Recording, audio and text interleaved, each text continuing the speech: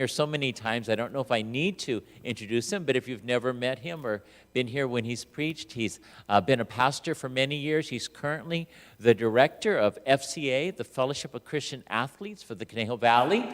He is a father of 3 beautiful children, and so we are very blessed that he's here today to teach us about what it means to be a father. There we go. Well, good morning.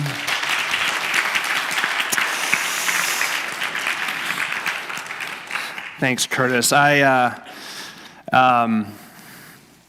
to excuse perhaps my water and also some coughing that's gone on this past week. I've had a little bit of a sickness, we might say, that's come upon me, and so I'm on the tail end of that all, but still got a lingering cough, and so you may be the victims of some of that. I apologize in advance, and you'll also notice I'm realizing as I get up to speak in different places now, I have to get reading glasses out. It's a new development this past year, in the past couple months. I think it's directly attributed to the title Father. I also have a large print Bible, so the combination is very helpful. So I do feel a bit more like a dad because fatherhood seems like an old, you got to be old to be a dad. So I think I'm growing into it at this point, which is finally after many, many years. Hey, I don't think I've ever actually introduced you to my family. Seeing that it's Father's Day, I thought it'd be worthwhile to at least introduce them to you. So I put some pictures on the screen. This is actually the best picture our family's ever taken on our wedding day, my wife and I. So everything from that point on for me is downhill. She has gotten more beautiful. Her name is Sarah Beth. We've been married for 11 years, coming up here very soon. And we now have 3 kids, and this next picture here are our 3 kids. This is of the past year. We went on a hike up to the cross in Simi Valley. They are a handful. I think that's pretty indicative of childhood. But the oldest is 9. That's Caleb. He's got the braces. In fact, he had a molar come out today, and I had to cut off his brace band to get the tooth out of his mouth because it was just hanging there.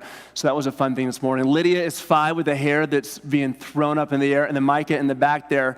He is our little giant. Micah is 3 years younger than Caleb, the exact weight and the exact height as Caleb. And I keep on insisting to Caleb, you had better be kind to your brother because he will be your defender someday if you're lucky. If not, you're bully and abuser. Caleb does not pick up the message. He is a bully.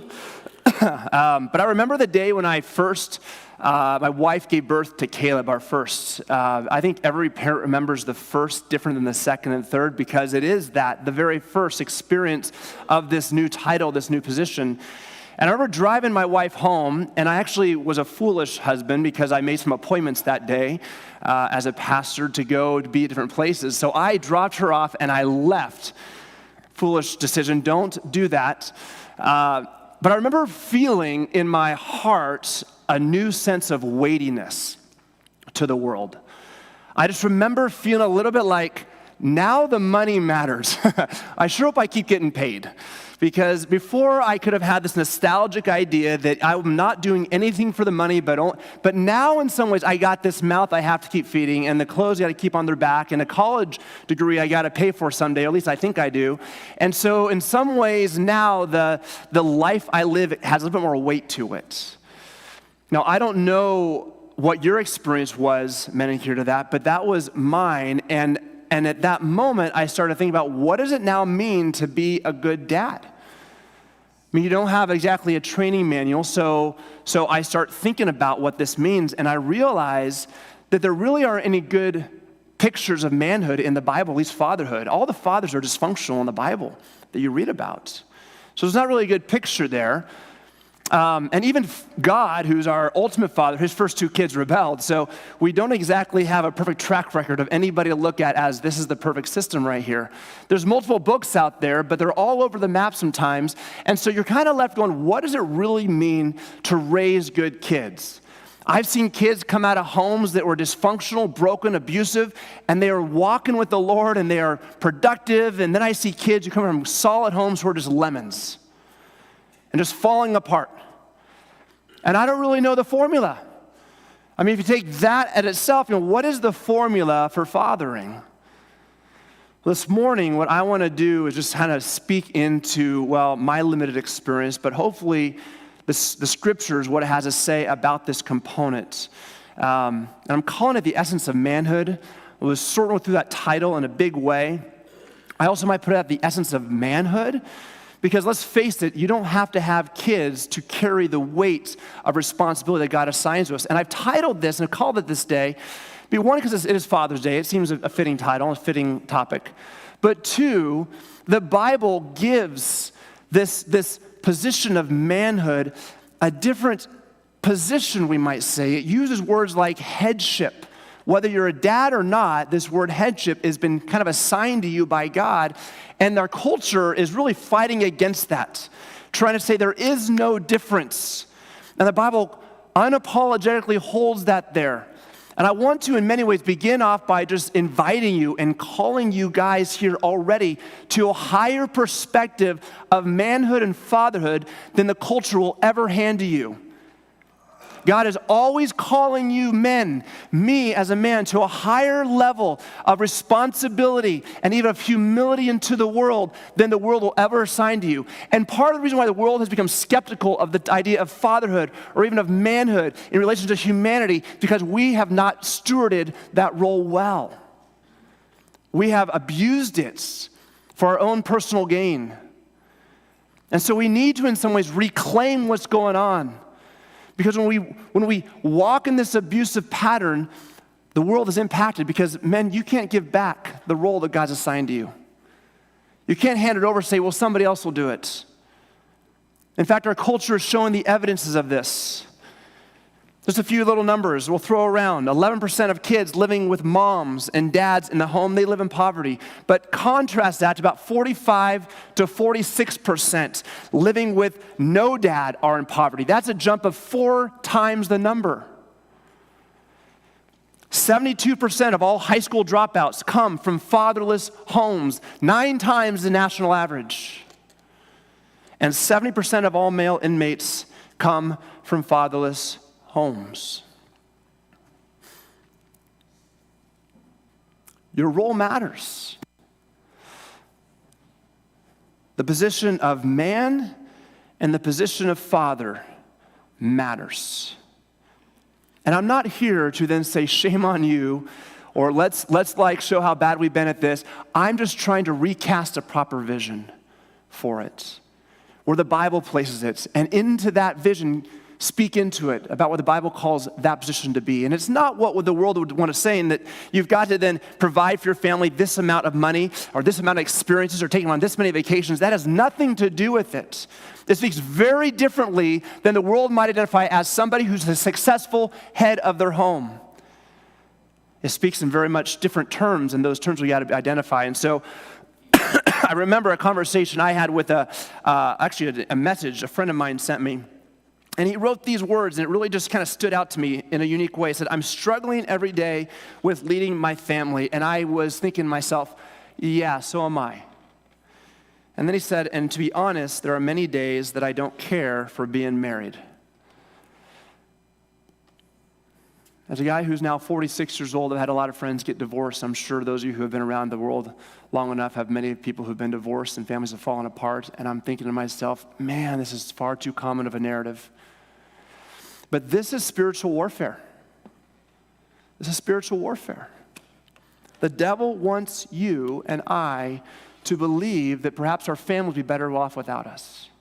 That maybe the world would be better off without us. Maybe the church would be better off without us. And that is a lie from the pit of hell. And so maybe you're here today and you're starting off in some ways like I am. I'm about a decade into it or so. And you're just praying, I hope I don't screw this thing up. I just pray my kids aren't going to get messed up because of me. Well, this is a good conversation for you today. Or maybe you're here today and you've already looked at your kids and go, man, I feel like I failed at them. And you're having some regrets. Or maybe you're past the whole parenting directly stage and you're looking back and wow, I'm really thankful what God has done. I'm like, man, those of you who are in here, you need to make sure there's no, just let them speak to you and process with you. But there's a whole slew of experiences around this topic, and so it's very hard to nail down a specific conversation, but I hope we can do it with productivity today. I'm going to be in the book of Zechariah. The book of Zechariah, because I believe God has hidden a nugget that the devil does not want you to find in the book of Zechariah chapter 3, dealing in some ways with this spiritual dynamic. And in this story, we experience 3 invitations of God on our lives as men and as husbands. The setting of it is that it is actually a court scene in which the high priest of Israel is on trial. And dads, I don't know what you've felt like, but I've put myself on trial. And many times throughout my experience as a father, because I've seen the ways that I failed as a father. And so I can identify with this situation. The head of Israel's spiritual family is on trial, being held responsible for the adultery of the entire nation. It's an apt picture for us to think through things. This priest had failed miserably. The spiritual father had failed miserably at his role. The person with the greatest impact in the society, especially in the area of spiritual leadership, failed at his role. And we see this court trial taking place. So I see in this conversation hope for those in here who have maybe said, I think I failed at this thing. Was there redemption? My kids either hate me or they've walked away, and now what? But also offers hope, I think, to those of us who are starting out. Because I think it allows us to know that failure is not necessarily how we define it. And our God is always a God who comes alongside in the process. So Zechariah chapter 3, 3 invitations. Now, really quickly, one of the things that you think about on these days is, will this message have any application or be any relevance to non-males and non-dads in here? Can like the moms and the women just sign off, check out, fall asleep, and let it be? And I would say absolutely not, for 2 reasons. One is that we have got to understand the way God has called certain individuals, that even though this might be more directly apt for a man or for a male in some ways, it is very much relevant for all of humanity. Second is this, for you especially girls who haven't married yet and are going to be dating guys and so forth, you got to know what kind of guy to look for. You got to know the kind of heart posture and the person that you ought to be going after, because the world will sell you a bunch of lies about what makes a man, and you got to understand what the Bible says about that. So this is really relevant to everybody, I believe, in this room. So Zechariah chapter 3. Excuse me. Much better. Then he, referring verse 1, referring to an angel, showed me Joshua the high priest standing before the angel of the Lord. Now the angels are acting on the behalf of God. I realize reading glasses are bad long distance, and they're good short distance, so it's very hard for me these days to figure this out. And then it says, and Satan standing at that is Joshua, his right hand to accuse him. At his right hand, meaning this is the kind of, if you had somebody you want next to you who is supposed to get your back, this guy has the devil standing there to accuse him. Not exactly a comforting position to be in. The spiritual leader of Israel is on trial for his failed leadership and for the product of Israel's idolatry. And the Lord said to Satan, the Lord rebuke you, O Satan. The Lord who has chosen Jerusalem rebuke you. Is this not a brand plucked from the fire? Now that's kind of a weird exchange that is pregnant with meaning. And we're going to get to that chosen part in a little bit, but for now I want you to realize that it is not the devil who is actually bringing the accusation here. God beats him to the punch. It's as though the judge is saying, hey, prosecutor, have a seat. I know exactly your case. In fact, I'm going to levy it against this individual. And God calls him out. And he says about this individual, this priest, this leader, Is this not a brand plucked from a fire? Now, if you were to go build something, any kind of structure, a wooden structure, you're going to build a house, let's say. I mean, something simple and small, right? Where do you buy your wood? Where do you get your wood from? You do not go down to the beach's fire pits and pull out half-burnt pieces of wood. Its integrity is compromised. But God is describing Joshua here as a mostly burnt piece of wood that is useless for anything but to continue being burned and thrown away.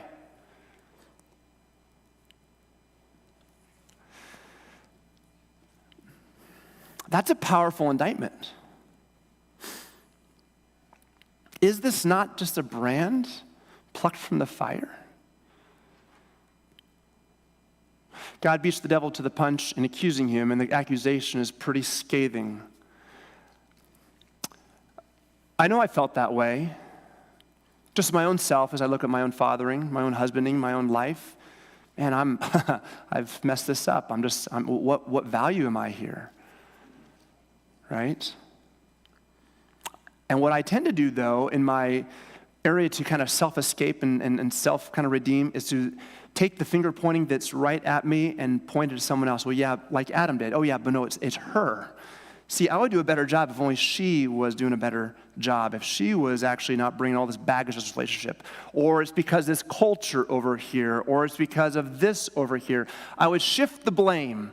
I would point somewhere else, in some ways to redeem some kind of self-dignity. Now, we understand that Joshua is before God, so it's very hard to do that in that setting, but we live our lives before God, and who are we kidding when we do that? When we're really honest with God, we realize that that does nothing. We are fooling nobody but ourselves in that. Joshua wisely stays quiet, makes no defense for himself, and in doing so, he owned it. He owned it. And this is the amazing invitation that God gives to us who have been called as heads, to people who have been called responsibility over something. Hey, all I'm calling you to do is just own it. You've messed up.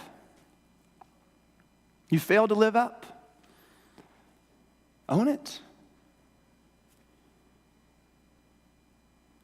There's something freeing about that, you know? Something freeing about just going, yeah, you know what? I don't have what it takes. But isn't life all about proving to the world that you have what it takes? And this is where our typical narrative of life flies right in the face of the gospel. Because the gospel starts, really, with some bad news about you. You're just a brand plucked from the fire. Really of no value to build anything with. Why? Because you're part of the problem. And you fail to have the vision and the sight to see how to get out of that problem because sin affects every part of who you are.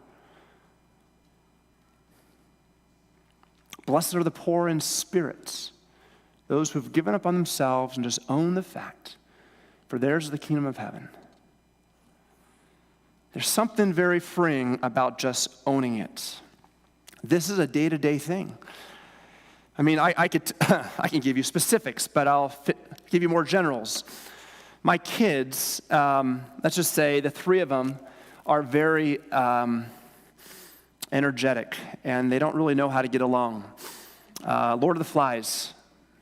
So, and they've all got a personality type, especially my oldest, in which he's starting to get rebellious and also defiant and even disrespectful. And so I demand respect as a father and demand it from my wife. And so sometimes it just sets you. You go over the edge with it all. Maybe every parent has that spot. I don't know if you have, but that's me. And sometimes I find that my discipline is actually more about me getting out my frustration than actually about the good of my kid. Now, I could kind of bring the two together, say it's about both, but really at the end of the day, it's about me just getting out the steam that is built up because of this blatant disrespect. And what I need to do after those moments have passed, is I then need to go back to my kids and own my part. Oh, I could point to all the things they did that maybe caused that, but that cause, that was my bad. I need to own that. And not just pass it off on them, or even my wife saying, oh, you don't do this. No, this is me. Now, while there's something freeing about that, there's something also very healing about that moment for your kids, where they get to see something in you. Because let me tell you, perfection is not possible in that relationship. You know what it is? A modeling of humility and a modeling of confession, which is important and imperative with relationship with God, because you will never be perfect with him, but you had better show your kids what it looks like to confess, to repent, and to own. So you as a dad are actually pointing them to Christ when you are allowing them to see that you are not afraid to own your stuff in front of them. Yeah, you're held to a higher standard, but guess what? They just need you to show them the way to Christ. And you need that too. Takes the monkey off your back. When I work with coaches, I would always, there's really 4 questions I talk to coaches about. With FCA, Pastor Curtis shared, if you don't know that, FCA is an athletic kind of Great Commission ministry, and I'll work with coaches. And one of the questions I'll ask coaches is, why do you coach the way that you coach? And it's a kind of a magnifying glass question, isn't it? Because most of us don't really think about, what if I said, why do you father the way that you father? Why do you husband the way that you husband? I don't know. That's the way I was raised. Oh. So show me in Scripture how that is. We don't really, we more or less borrow and then apply, and we don't think about why. And it also requires us to ask our kids, what's it like to be fathered by me? I'll tell you, someday they're going to let you know. When I was 19, 20 years old, I had the audacity to tell my parents how they did. They actually asked, believe it or not, and I was very honest. And I said, well, you guys did this, that. And it wasn't a very like, oh man, you guys were amazing. It was like, this is what you did wrong. What arrogance on my part, right? But you know what they did? They listened, they acknowledged, and they made no qualms about it. They didn't make any excuses. They said, you know what? You're right, we probably could have done that better. They owned it.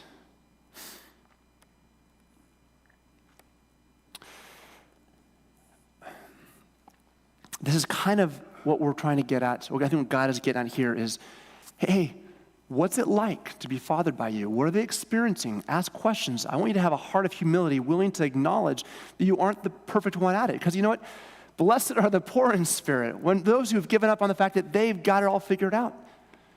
Because none of us do. Whoops.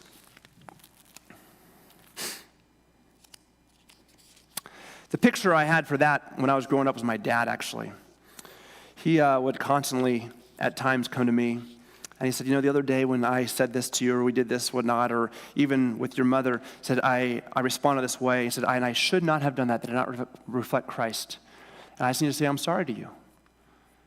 Well, that just showed me, in a huge way, what it looks like to be a man. You own your stuff. I'm going to move this up here so I'm not constantly walking around. I just want to be close to you guys. Now, where does this fit with like you girls? Girls, here's the touch point for you guys, especially single girls. If a guy is always blaming others for life, dump him. If you're dating a guy who always is going on and on about how life is unfair and mean and bad, dude, that is not a guy you want as your head someday, your leader. You want somebody who says, you know what? How am I going to respond to this world? How are they owning it? And if they're not, man, and you're dating a guy right now, and he's like not doing that, walk out that door, don't waste time, call him up or text him, and let him know, and then come back and we'll finish the sermon. Take care of it now. That guy is not worth more of your time.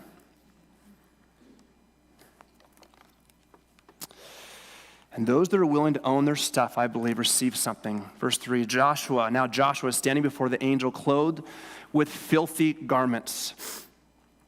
That's his moral condition. And the angel said to those who are standing before him, now, these are his fellow priests. These are his peers that he is kind of over, that then oversee the entireness of Israel. So talk about that in verse 7 and 8. So these are public accusations being levied. And he says that those people remove the filthy garments from him, the ones that you know he deserves. And to Joshua, he said, behold, I have taken your iniquity away from you, and I will clothe you with pure vestments. I love that God's redemption here is through people.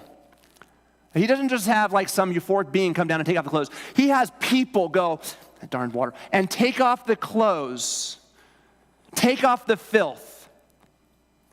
Because Joshua needs his peers to actually have a part in his redemption. We need people to have a part in our redemption. This is a public thing, which tells me the point is, guys, you cannot keep your own stuff hidden. You need people to walk with you. You will fail every time unless you have somebody help you take off the dirty clothes and putting the good clothes on.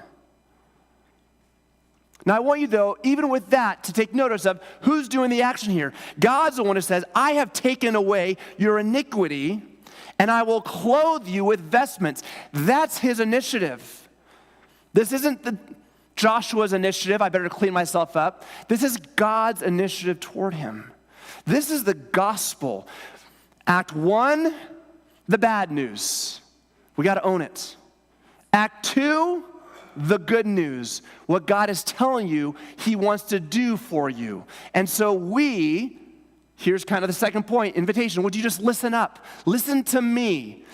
Not the culture, not your heritage. Those have some value in so much as they walk in line and in step with me. Would you listen up?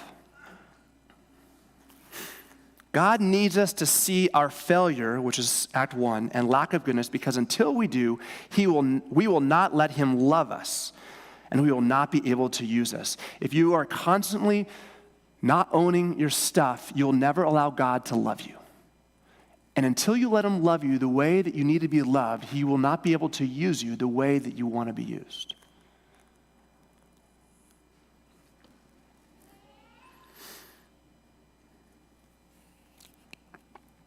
And some of you need to hear this today. Why'd I do that? That just ruined my eyes. Because you're filled with deep regrets. Now, I don't really know all the conversations in this room in your own head and your own experiences, but I imagine there's some kids of you parents who have walked away from the faith. Maybe you can identify actions of your life that perhaps caused some of that. Like, man, if I had not done this. And you are filled with deep regret and shame over it all, to the point where you can't even talk about it with somebody. And I want to speak to you today. You have ruined nothing. You've ruined nothing. This is the point of this text here, is that God, when we are willing to own what we really are, God starts coming in and he starts to redeeming you. He takes off that dirty clothes. Let me clothe you. But I don't deserve these. That's absolutely the point.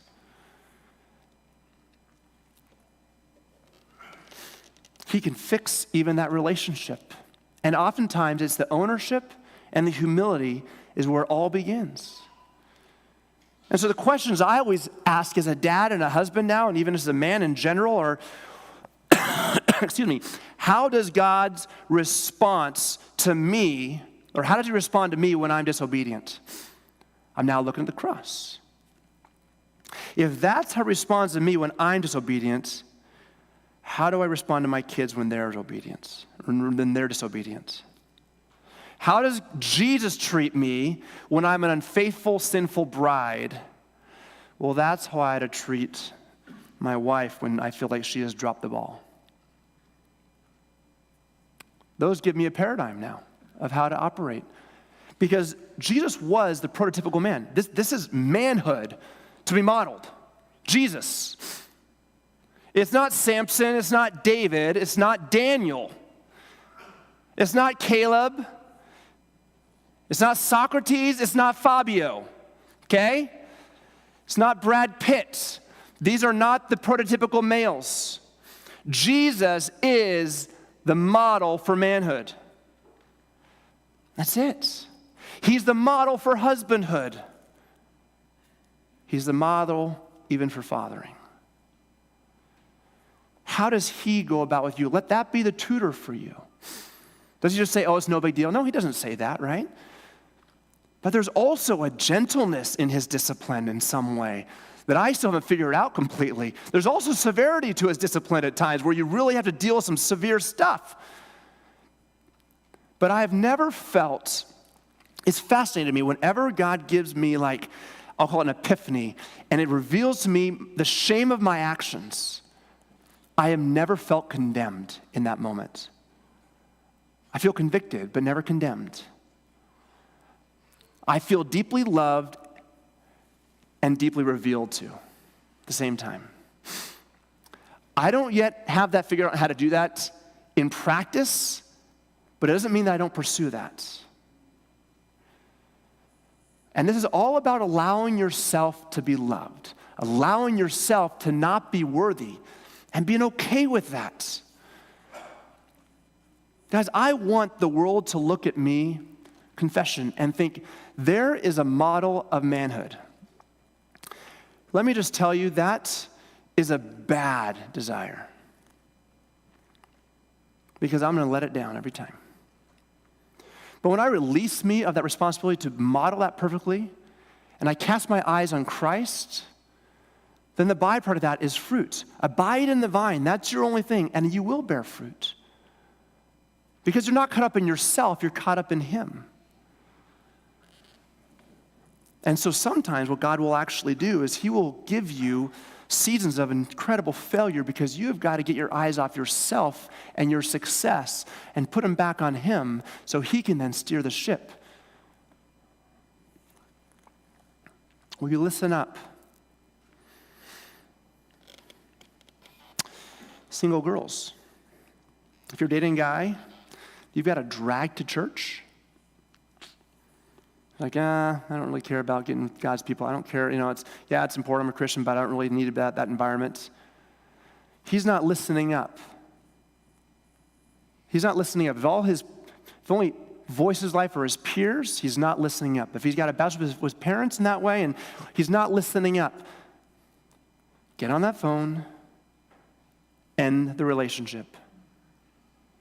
I'm telling you, it's time. It's 12:06 right now. I don't know what you're waiting for. Now, if you need to, it's the smartest decision you'll ever make.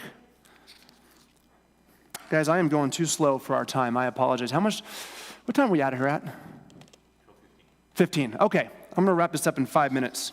Is that possible? We'll see if it's possible. Okay, here we go. We got this. Okay, let's move it on. Sorry. Cold-headed Tim. All right, moving on. So, verse 5. Where are we at here? Verse 5. And I, that is Zechariah, said, let them put on a clean turban on his head. Now, a turban is the headpiece, okay, they put on. And you notice on the turban, there's these words. It says, holy unto the Lord on the turban. And so it's funny that Zechariah is now the one who's the mouthpiece and says, hey, let them, that is like these men, put on a turban on his head, and the turban says, holy unto the Lord. Meaning this position and this person serving in it is set apart to the Lord. And so at Zechariah's instruction, those other peers, put a clean turban on his head and clothed him with garments, and the angel of the Lord was standing by.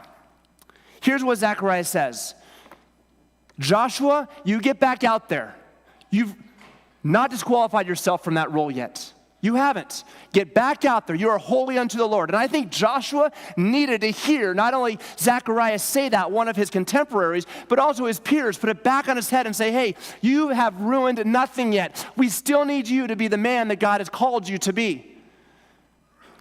Men, Families, your children, no matter how much you can say you've messed them up, still are crying out that you be the man, be the role that God has called you to be starting today. No matter how fractured that relationship, they still want that. I was talking to a student this last week. His name is Landon. Landon is phenomenal. He was part of FCA a few years back. He's now at Westmont. He was just lamenting about the history of the relationship with his dad and just the pain and the hurt that was there. And I heard in that lament a student who doesn't talk to his dad very often because his dad is always off and about, but wanting there to be something there no matter how much hurt has gone on in the past. So here's the third point. You need to step up. This is an invitation to step up. You know, when I was back after college, I was working at a church up in the Bay Area, and on Father's Day today was coming, and I wasn't able to get home to my parents. I got a letter in the mail on the day before, Saturday, from my dad. And my dad's notorious for writing kind of long letters. He wrote us this letter from all the ways that I have made him proud as a kid. And at the bottom he said, "Happy Father's Day to me because of you." Guys, I had forgotten to send him a card. But see, let me just make this point. It's always on the father's side to pursue the kids. It's always on the father's side to pursue the kids. So even if there's a fractured relationship today, and maybe your kids are on the hook to have to call you today, you beat them to it. You initiate it. Step up into the role. Don't wait for it to come to you. Keep stepping into that position of fatherhood. One of the things that Landon's dad keeps doing is he keeps on going, "Well, I want back in. Will you give me another chance?" I'm like, stop, ask more chances. Now start stepping into his son's life. To be that role that he should be in the past. Repent, confess, and step in. This is what it means to be a man. You own it. You listen up, and you step into it. That's manhood. We have a saying in FCA that says, "Go undefeated at home." And this starts, men, with you as a spiritual leaders. Go undefeated even in the church. Men, this starts with you in the church. That you are the ones that set the pace. Not to say that nobody else is important, but you set the pace. You know, earlier they asked for volunteers, not to like put anybody down, but I find that men are more apprehensive about stepping up into like visible leadership roles. Just kind of something that I've noticed, right? Doesn't mean you have to be visible to be a leader, but it does mean you got to step up. See where there's a need and step into it. Are you praying for your families? Are you praying with your families? I'm telling you, that's one of the hardest things to do, to get all the kids together and pray. Man, that's like, I have 4 seconds. I better say a lot of words in 4 seconds. And it's awkward too. Sometimes. What do you pray about? But every night, one thing I do, and this is the one thing I think I've done well, aside of all the things I've done bad, is I just pray, "God, have mercy on my kids. Have mercy on my kids." Interceding for your kids is enormous. You are their high priest, we might say. Intercede for your kids. Step up, being an accountable. Show them what it looks like to be accountable for your actions with another man in your life that you walk and journey with, you're vulnerable with.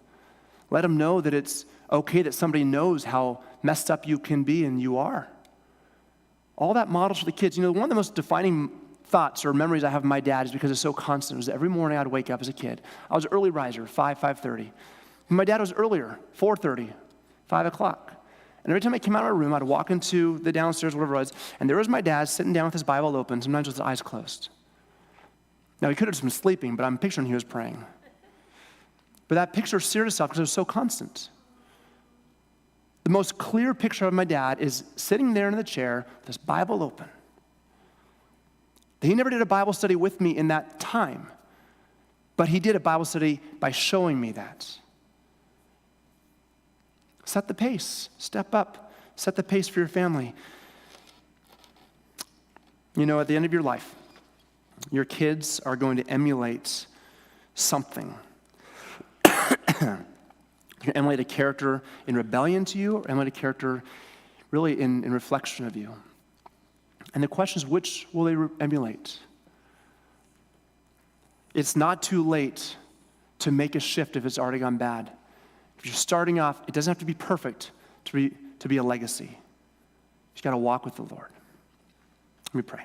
God, thank you that we get to just reflect and think about, God, your role in all of this and how the gospel intersects with this role called manhood and fatherhood. And I pray, God, today that we would, just in all of our relationships, God, have a sense of humility, God, a listening to you and a stepping up in them. I pray this in your name.